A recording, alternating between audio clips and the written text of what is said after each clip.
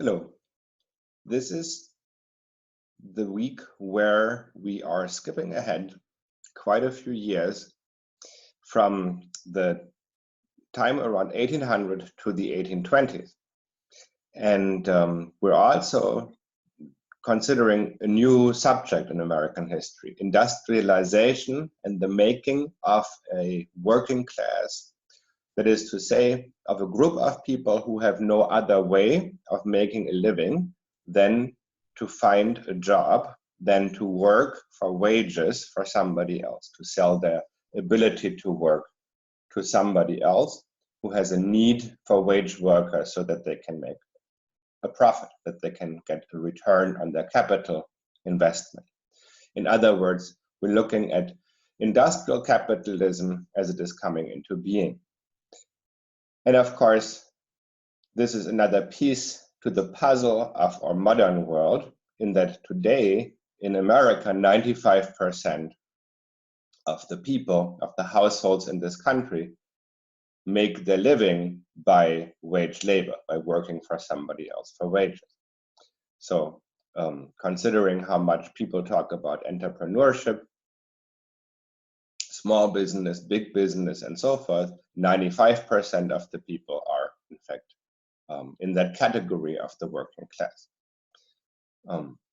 So certainly the narrative that this is about markets being made, about business opportunities being pursued by the owners of capital, who then go and hire people for wages so that they can run factories of increasing size and make more markets, etc., is familiar to you. I'm assuming that is the story of industrialization.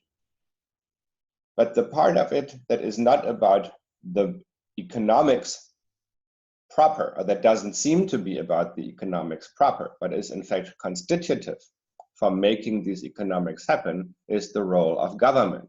So it is fashionable to talk about how government should or shouldn't interfere or intervene in the market. What I want to talk about by distinction is how government played an essential part in making sure that there was a market in the first place, and how without the support of government, without an active role of government, there wouldn't be a market, because it requires to come into existence and to continue to exist certain functions to be taken care of, functions that are essential for the market part to function, to work, that you have a banking system, that you have laws, that you have the enforcement of contracts, that you have infrastructure, that you have communication networks and so forth, because all of that is stuff that you can't run for profit by private business because it is money losing. So somebody has to take care of it, or else there wouldn't be a free market. Somebody has to take care of it in a non-profit making way. And if the market is all about making a profit, then clearly this is not part of the market proper, but it is a necessary part of having a market to begin with. So the short version of the argument is, if there wasn't an active government maintaining the support infrastructure, there isn't capitalism. There isn't a free market. And of course, we saw that in action, this philosophy, when we discussed Alexander Hamilton, because he provided one of the key components in making capitalism possible in the first place. Capital is money. Capital is, in order to achieve great projects like building a factory, constructing a transnational railroad, or even just a regional railroad, you need to pool more capital than any of the business structures of the 18th century can provide. And that is usually merchant families, networks of merchant families and merchant banks, at most on the scale of a single city. Now, the first railroad companies in the US were financed by networks just like that. For instance, all the merchants of Baltimore, all the merchants of Boston, and so forth. But even then, you need a financial system that can mobilize liquid assets by providing banknotes, by providing some kind of paper where you can park that kind of money. So the existence of a national bank and of a public debt that underwrites a big chunk of the credit system is essential for this. And Hamilton created just that with his national bank. And as it turns out, when the first bank expired 20 years after it was created in 1811, it triggered a major financial crisis. So in spite of the fact that at that time Jefferson's party was in power, they re-established a national bank in 1816 for another 20-year period, even though in theory they opposed central banking because it was just such a necessary component for government to provide such an institution for the national economy to function.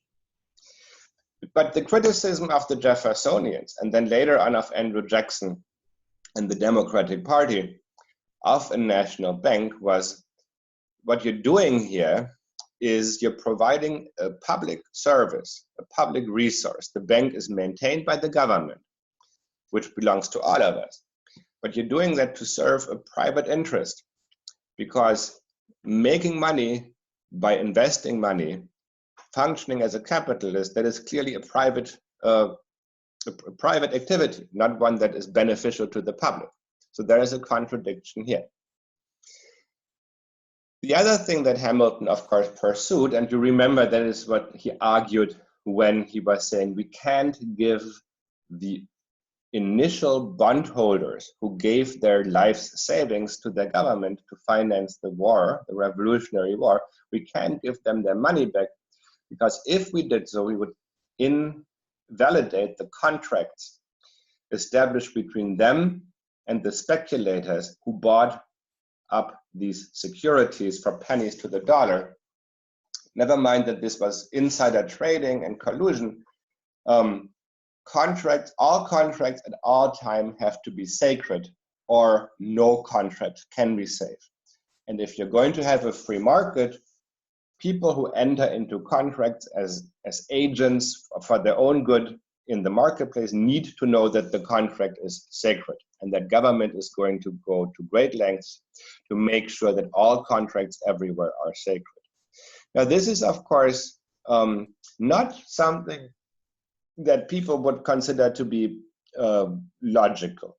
Coming out of the traditional order of the early modern time period, many things are sacred. Contracts would not come up when people think about sacred things.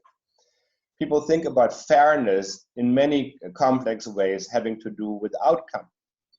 Can you make a living as a result of your daily work, for instance? They don't think of fairness in the most abstract term that both parties to a contract have to agree out of their own free will. Even if, say, one person has to take the job in order not to starve, and the other person could hire anybody to do the job because there's lots of unemployment. Therefore, the wage that the first person gets out of it is going to be insufficient to feed himself or his family, yet the second person is getting a great advantage out of the deal. That doesn't matter, because under the doctrine that it's just about the free will of the individuals that enter into a contract, this is fair, because nobody held a gun to the head of either of these two parties. So it's just about the formal criterion that it was voluntary, no matter what the outcome. Now, Germanic law, and by extension, the law that is valid in England, common law, which is a form of Germanic law, is concerned with all kinds of things when it comes to justice, and to make sure that people live decent lives and are taken care of by those whom they serve economically is part of that. So if you want to break that tradition and instead establish that it's just about contract, you have to break with the fundamentals of your legal tradition. And that is, in fact, what in the United States happens by two different paths. First, the legal system, the Supreme Court, establishes that from about the 18 teens onward, the Roman law tradition, that it's about abstract first principles, for abstract principles like the voluntary cooperation of two parties to a contract, rather than about outcomes and substance and morality, as in Germanic law, officially becomes the lead doctrine in terms of economic legislation in the US. But this is something that the Supreme Court establishes in various rulings over time. So it's not actually a conscious process of the legislature that answers to the people. The other thing is, most people in society don't really switch their mindset just because the legal basis changes. So in running up against the unfairness of the formal fairness of the system of contracts, people will break the law in pursuing their goal of traditional notions of justice. For example, if you go hungry because you are not able to pay for groceries because your job doesn't pay well, and you go and steal food, under the new legal order, that is clearly something that lands you in jail. Whereas under the rules of a traditional economy, you probably would have gotten off because, after all, well, you're hungry and you need to eat, so what else are you going to do? So in running up against the law and being locked up for those kinds of things, people learn a new attitude about justice. They unlearn their old attitudes. So about what justice means, and they relearn a new legal attitude that it's just formal, that it's not about the outcome. So in the end, you will get common people with no real interest in that attitude, nonetheless arguing that, well, if you can't eat or pay your rent because your wages don't pay for that, too bad. That's just how it works. But this is an effort, of course, of re-engineering, of re-education and social engineering. So it doesn't just happen organically and by itself, but it happens in that a cop tells you this is how it works now, or a judge tells you that, and then later on, of course, in public education, teachers do. Now, another thing, not just in terms of the basic structure of the law that changes, where government makes it possible for capitalism to emerge with large-scale, privately owned, for-profit businesses that run important chunks, important sectors of the economy, is to create a legal and corporate form for that kind of capital concentration. In the traditional order, it was possible to pool large amount of resources to accomplish projects that are beyond the scope of individual or regional clusters of rich people, of capital. This was the charter, and a charter was something that the king issued, or local government even, for a specific public purpose. Say, we need somebody to carry tea between India and England. Therefore, we, the king, decree that there shall be an East India Company, and people can pay money into it and they get money out of it, but we're letting private individuals run this business. However, the purpose of the business is set down by the king, and it enjoys the support of the king as a monopoly. Nobody else can start a company to trade tea between India and England. In the 1820s, the Supreme Court ends that legal tradition of chartered corporations that are bound to a public purpose and that enjoy a monopoly so that they can make a profit, and says all of these charters are invalid. Anyone who wants to get into any kind of business can simply self-charter, declare themselves to be a corporation, register with the authorities, and go into business. The case that prompted this was the Charles River Bridge Company that sued a ferry boat company. So the bridge company was a traditional chartered corporation. They had a monopoly on building and operating a bridge over the Charles River between Boston, Massachusetts, and Cambridge, which is where Harvard University is located. And they were making a decent amount of money because they were the only ones who were running, who were operating a bridge and collecting the tolls. When steamboats came up and a ferry service competed with the bridge, they were starting to lose money and sued. And that's the case that went to the Supreme Court, and that the Supreme Court used to do what they had been meaning to do all along, which was to strike down the charters. And by the 1850s, this is then formalized under the law that corporations are not just something that you can start without asking for permission or asking for a charter, but when you do start a corporation, the corporation functions as a natural person. Under the law, it can act as if it were an individual. So it can have all the rights that pertain to an individual, which is important because under any legal tradition, rights are things that only apply to individuals.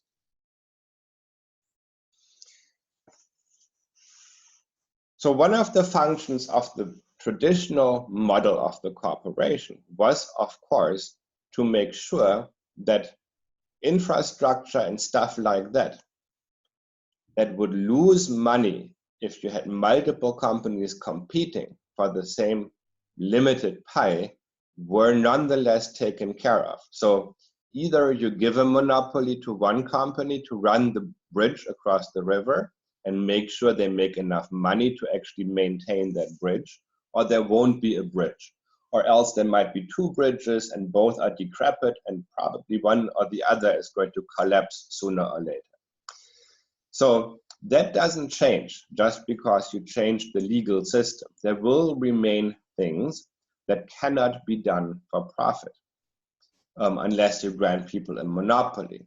So the kinds of things that still are done by government because they're run at a loss are basically the postal service, which is to say that the basics of communication networks, police, law enforcement, in other words, and charity, to take care of those people who fall through the cracks of the new system. One example for this philosophy or praxis of socializing the losses while privatizing the gains in the economy is the mail steamer subsidies paid by the United States after 1846 and pretty much all the way into the 1960s. In the 1840s, for the first time, it becomes possible to operate steamships across the Atlantic. You did have steamships before then, but they were not capable of crossing an ocean. Even in the 1840s, the technology is still in its infancy. So you can put a steam boiler and side paddle wheels on a ship, but you can't bunker enough coal on it with the inefficient technology that you have to run the ship on steam power all the way across. So you're basically still sailing. You're using steam power as a backup when there isn't any wind or when you have to go against the wind. In that way, nevertheless, you get across the Atlantic at a much faster pace than you would with sailing ships, especially in the westward direction where you can now sail straight across rather than having to do that big turn around down the coast of Africa, up the other side of the Sargasso Sea. If you remember from my very first lecture where I discussed how Columbus got to America, that is still pretty much how sailing ships had to go, the long way around. Now the steamships can go a much more straight line. And so on the westward voyage from Europe to America, you are cutting the voyage down from 6 weeks maybe to 10 days. And that's huge because as business is growing, one limit to the use of money as capital is the time it takes to complete the valorization of your investment. In other words, you spend all your money on making something, and then you have to wait for that thing you made to be sold, but not just that, because if you sell it in a market that is not local, you also have to wait for the proceeds to come back to you. So if you're dealing in anything with Europe, you're waiting 2 weeks for the shipment to get there and another 6 weeks for the money to come back or even the news of your successful sale. So you're losing 8 weeks, that's 2 months, where you can't do anything because you don't know whether you still have the money. And for that reason, communication is essential. If you can cut 4 weeks out of that, you're cutting the idle time in half. So if before that you need 2 months to make something, plus another 2 months to wait for the returns to get back to you, and you have a definitive amount of capital that takes 4 months total, production plus circulation time to turn around, you get to use that capital 3 times a year, because the year has 12 months, 4 months times 3 makes 12. Now, if you can cut 1 month out of that, because the mail steamer gets news of your successful sale in Europe back to you 4 weeks faster, the total time to turn around your capital is 3 months. 2 months for the production and only 1 month now for the circulation. So you're using the same capital 4 times a year. And the net effect is, because it's 3 months for the total cycle times 4 makes 12. So instead of getting 3 uses out of that same amount of capital, you're now getting 4. That's a growth rate of 1/3 by doing nothing more than accelerating communication. So for that reason, there is a public interest, you might say. Economic growth will be directly resulting from quicker communication. The problem is that these steamships are absolutely money-losing monsters. They blow up and start to burn and sink at the drop of a hat. They end up needing repairs all the time. And what's worse, because the machinery is so inefficient, you have to fill the ship to the brim with coal just for propulsion, meaning you can't take along any cargo at all that might make you money. You can fit a couple of passengers that pay well on the deck, and also a few bags of mail. So the one thing that really these steamers are good for is pure velocity of communication at an enormous cost. So private business will not do this unless they get a guarantee from government that they will be making money, and that is what these steamer subsidies do. And those are enormous amounts of money that get forked over to these private companies. And so this is a way of privatizing the gains while socializing the losses, because the investors in the companies do make